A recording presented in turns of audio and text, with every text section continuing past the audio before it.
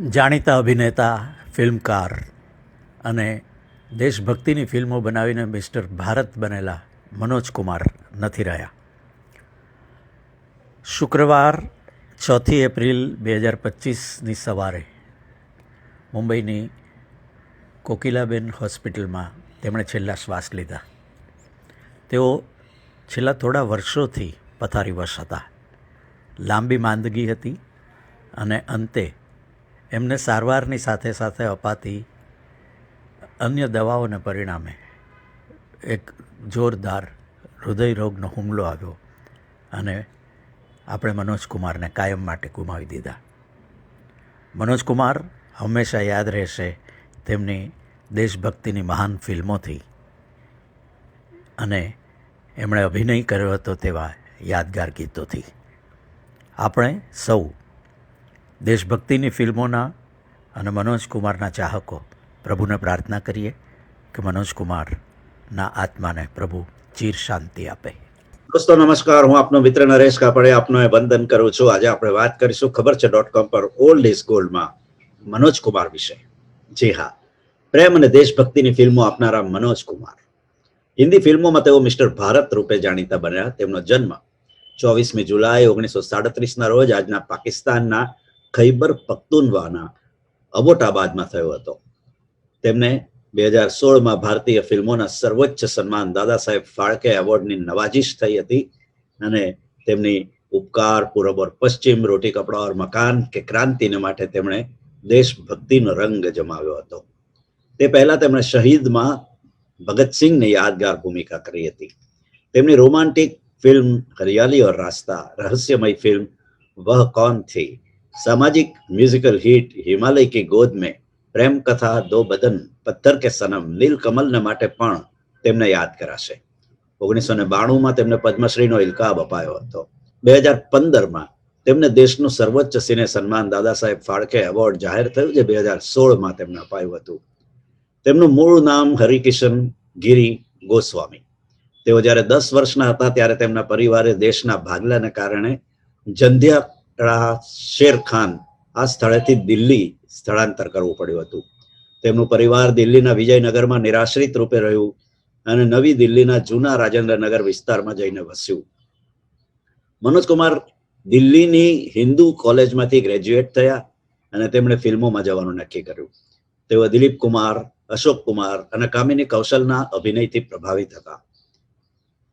દિલીપ કુમારના શબનમ 1949ના પાત્રના નામ પરથી તેમણે પોતાનું નામ મનોજ કુમાર રાખ્યું હતું અને આ એક વિરલ ઘટના હતી.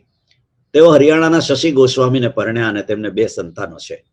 ફેશન નામની ધ્યાને ન પડે તેવી ભૂમિકા બાદ મનોજ કુમારની કાચ કી ગુડિયામાં પહેલીવાર મુખ્ય ભૂમિકા તરીકે દેખાયા તો ખરા, પણ પિયા મિલન કી આસ અને રેશમી રૂમાલ જેવી ફિલ્મો પણ જામી નહીં. પણ વિજય ભટ્ટની હરિયાલી ઓર રાસ્તામાં માલા સિન્હાની સામે નાયક બનીને તેઓ જાણીતા બન્યા. સાધનાની સામે રાજ ખોસલાની સરસ ફિલ્મ વહ કૌન થી આવી અને વિજય ભટ્ટની હિમાલય કે ગોદ મેં આવી. રાજ ખોસલાની સાથે વધુ એક રોમાન્ટિક ફિલ્મ દો બદન આશા પારેખ સામે આવી. આ ફિલ્મ ખૂબ સફળ રહી. મોહમ્મદ રફી સાહેબે એના રવિના સંગીત પર ગાયેલી શકીલની ગઝલો તેમાં કમાલની હતી.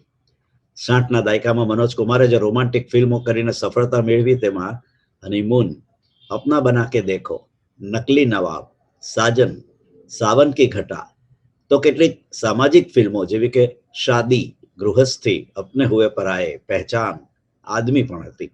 તેની સાથે 3 યાદગાર રહસ્ય ફિલ્મો પણ હતી, ગુમનામ, અનિતા અને વહ કૌન થી.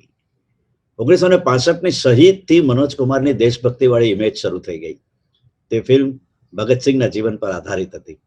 ભારત પાકિસ્તાનના 1965ના યુદ્ધ પછી વડાપ્રધાન લાલ બહાદુર શાસ્ત્રીએ મનોજ કુમારને તેમના લોકપ્રિય સૂત્ર જય જવાન જય કિસાનને આધારિત એક ફિલ્મ બનાવવાનું સૂચન કર્યું. તે મુજબ મનોજ કુમારે પોતાના જ બેનર અને નિર્દેશનમાં 1967માં ઉપકાર બનાવી, જે તેમની શ્રેષ્ઠ ફિલ્મ બની રહી. તેમાં ગુલશન બાવરાના ગીતો અને કલ્યાણજી આનંદજીના સંગીતે કમાલ કરી હતી. અન્ય ગીતોની સાથે મહેન્દ્ર કપૂરે ગાયેલું મેરે દેશ કી ધરતી આ ગીત સૌથી સફળ રહ્યું. એનાથી મનોજ કુમારની આખી ઇમેજ બદલાઈ ગઈ અને તેઓ ભારત કુમાર બની ગયા. ત્યારબાદ તેમણે પૂર્વ અને પશ્ચિમના જગતની જીવનશૈલીની સરખામણી કરી. ત્યાર પછી તેઓ બેઈમાનના નાયક બન્યા અને તેમને શ્રેષ્ઠ અભિનેતાનો ફિલ્મફેર એવોર્ડ પણ મળ્યો. ફરી ગૃહ નિર્માણમાં શોરનું નિર્દેશન કર્યું અને મેડમ નંદા સાથે અભિનય કર્યો. તેને પણ જબરી સફળતા મળી. 70ના દાયકામાં મનોજ કુમારે 3 ફિલ્મો કરી. પોતાના ગૃહ નિર્માણ નિર્દેશનમાં રોટી કપડા ઓર મકાનમાં સામાજિક સમીક્ષા કરી, જેમાં અમિતાભ બચ્ચન, શશી કપૂર, ઝીનત અમાન જેવા મોટા કલાકારોની સાથે વધુ એક સફળતા મળી. અહીં તેમણે શ્રેષ્ઠ દિગ્દર્શનનો તથા બીજો ફિલ્મફેર એવોર્ડ મળ્યો. સંન્યાસીમાં તેઓ હેમા માલિનીની સાથે ધર્મ આધારિત કોમેડી કરતા હતા. હેમાજીની સાથે 10 નંબરી પણ કરી, તે પણ સફળ રહી. 1981માં મનોજ કુમારે તેમની કરિયરની ટોચ પર પહોંચીને તેમના આઈડોલ એવા દિલીપ કુમારની સાથે નિર્દેશિત કરીને ક્રાંતિ બનાવી, જે 19મી સદીની સ્વતંત્રતાની ચળવળને લગતી હતી. આ તેમની છેલ્લી મોટી સફળતા હતી. ત્યારબાદની તેમની ફિલ્મો નિષ્ફળ ગઈ. તેમના દીકરા કુણાલ ગોસ્વામીને માટે વધુ એક દેશભક્તિ આધારિત ફિલ્મ જય હિન્દ બનાવી, જે તેમની છેલ્લી અને નિષ્ફળ ફિલ્મ બની રહી. તેમની 40 વર્ષની કારકિર્દી બદલ ફિલ્મફેર દ્વારા તેમને લાઈફ ટાઈમ અચીવમેન્ટ એવોર્ડ અપાયો. ફિલ્મોમાંથી નિવૃત્ત થઈને 2004માં મનોજ કુમાર શિવસેનામાં પણ જોડાયા હતા.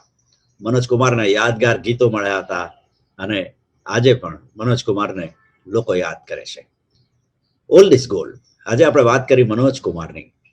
ખબર છે .com પરથી આજે હું રજા લઈશ. આપણે ફરી મળીએ, ત્યાં સુધી નમસ્કાર.